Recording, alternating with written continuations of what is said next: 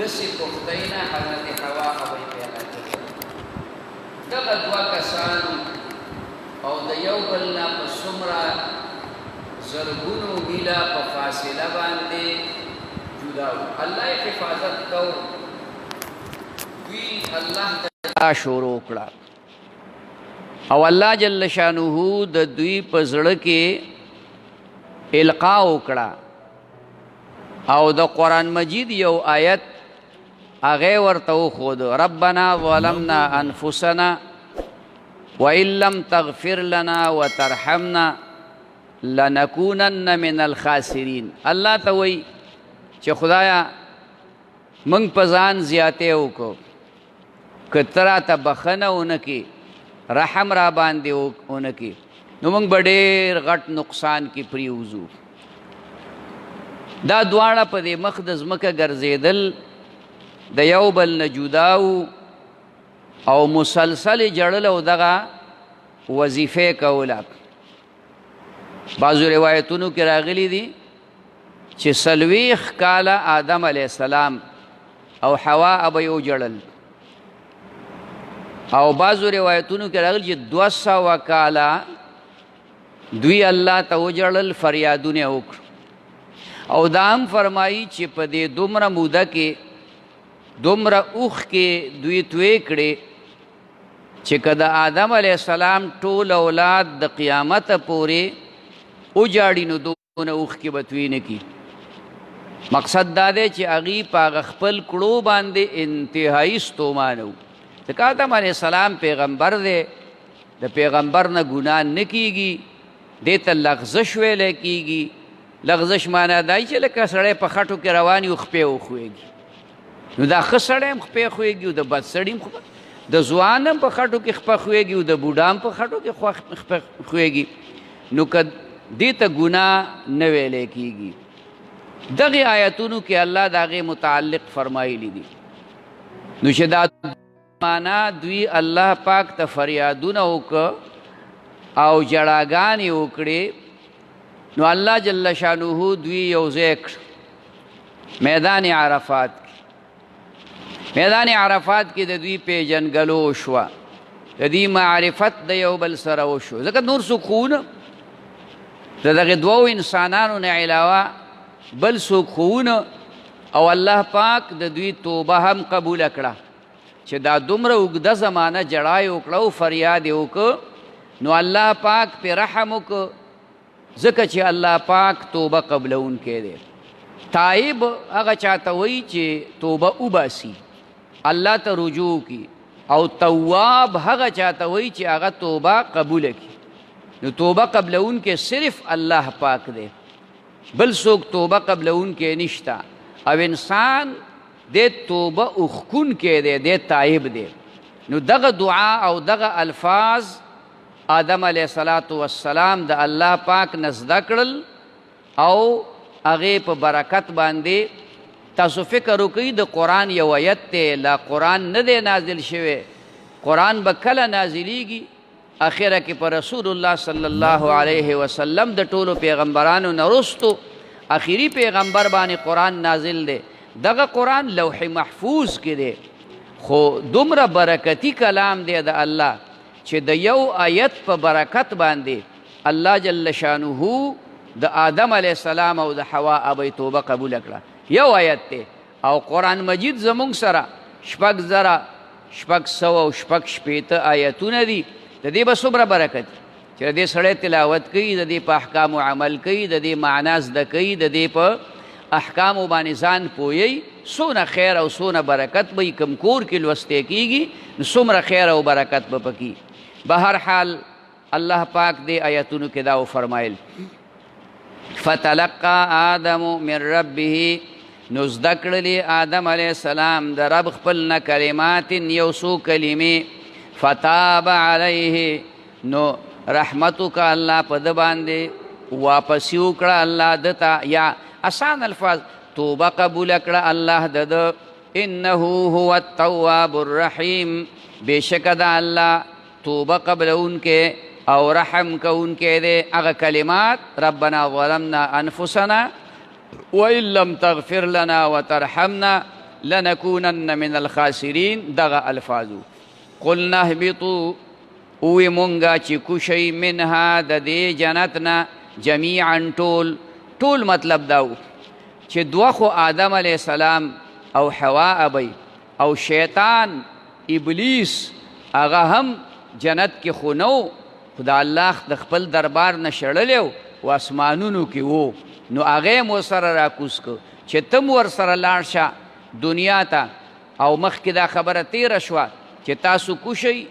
تاسو کې به بعضې د نورو دپاره دشمنانی نو هغه دشمنان څوک دي شیطان د هر مسلمان بنده دشمن دی نو دا مسلمان بنده دی به هم د شیطان سره د دشمن معامله کوي یعنی د دشمن په نظر به ورته ګوري قلنا اهبطوا منها کشی د دې جنت نه ټول وی مونږه جمیعا ټول فاما یأتینکم کچری راشی تاسو تمنی د طرف زمانه هدن هدایت پیغمبر راشی او هغه پیغمبر تاسو ته زما احکام راوړي سیده لار درته راوړي فمن تبع هدایا نو هغه چا چې تابعداري وکړه د هدایت زما فلا خوف علیهم نو نه به وي یره په دوی ولا هم یحزنون او نه به دوی غمجن شي د الله پاک د احکامو اتباع د نبی علیه الصلاة والسلام د سنتو مطابق یا مخکې چې کوم امتونه تیر شوي دي هغه انبیاو علیهم السلامو چې د الله کوم احکام راوړي دي او دا وخت خلکو دا هغه پیغمبر علیه السلام د سنتو د طریقې مطابق د الله په احکامو باندې عمل کړی دی نو هغې باندې آینده زندګۍ کې د زنکدن یره او غم دا به نه بیا د قبر غم او یره دا به پې نه بیا میدان حشر دی او داسې مقام دی میدان حشر چې هغې ته ډېره هولناکه او ډراوني ورځ ویلی کېږي د الله قهر به په جوش کی الله به اعلان کوي نن د چا بادشاهي ده هېڅوک به نشي ویلی چې زما بادشاهي ده زما مشري ده زما اختیار دی اوس په دنیا کې موږ وایو زما زما زما هر شی زما او بیا به آخرت کې هېڅوک لوی لوی بادشاهان فرعونان دا به چې کوم دی نو غږ نشي کولی نو دغه خلک چې څوک اتباع وکړي د الله د احکامو د پیغمبر په طریقه باندې فلا خوف علیهم نه به یره په دوی یو مقام کې هم ولا هم یحزنون نه به دوی چرته غمجن شي والذین او هغه کسان کفرو چې کافران دي وکذبوا بآیاتنا او تکذیب وکړو د آیاتونو زمونږ تکذیب دا ټکی د عربی دی د آیتونو تکذیب دا مطلب دی چې زمونږ آیتونو ته دروغ وي چې دا د الله کلام نه دی دا د الله خبرې نه دي لکه دا خبره بار بار کیږي چې د مکې مکرمې مشرکانو هغوی به دا خبره کوله چې دا پیغمبر څه وایي پیغمبر خو ورته نه وي محمد صلی الله علیه وسلم دا دی چې څه وایي نو دا د الله کلام نه دی دا دی دروغ وایي نعوذ بالله لیونی دی نعوذ بالله په ده باندې چا جادو کړی دی کله به وي نه دا په خپله باندې جادوګر دی کله به وي دا یې د بل چا نه زده کوي او بیا یې موږ ته وایي نو دا د الله کلام نه دی دقې ته تکذیب ویلی کېږي جټلانه اردو کې ورته جټلانه وایي د دروغو نسبت کول یو څیز ته نو آسانه معنی په دغه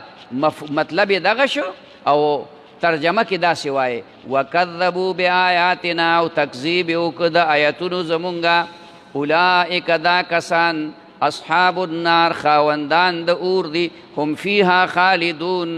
دوی به په دې کې همیشه وي ځکه چې د جنت نه جنت ته راتلل دا د ایمان په وجه به کېږي چې اعمال ورسره نیک برابر وي نو بیا د اول نه به دا سړی جنت ته راځي او خدای مکه که داسې صورت جوړ شي چې سړی خدای مسلمان د ایمان خاوند دی خو د نور اعمال خراب دي او ګناهونه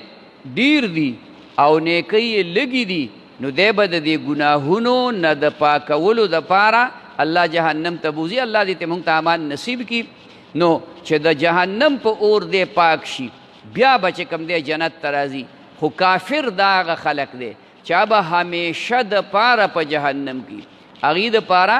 یوه لمحه د جهنم نه وتل نشته دی. او د جهنم اور د دنیا د اور نه څو چنده زیات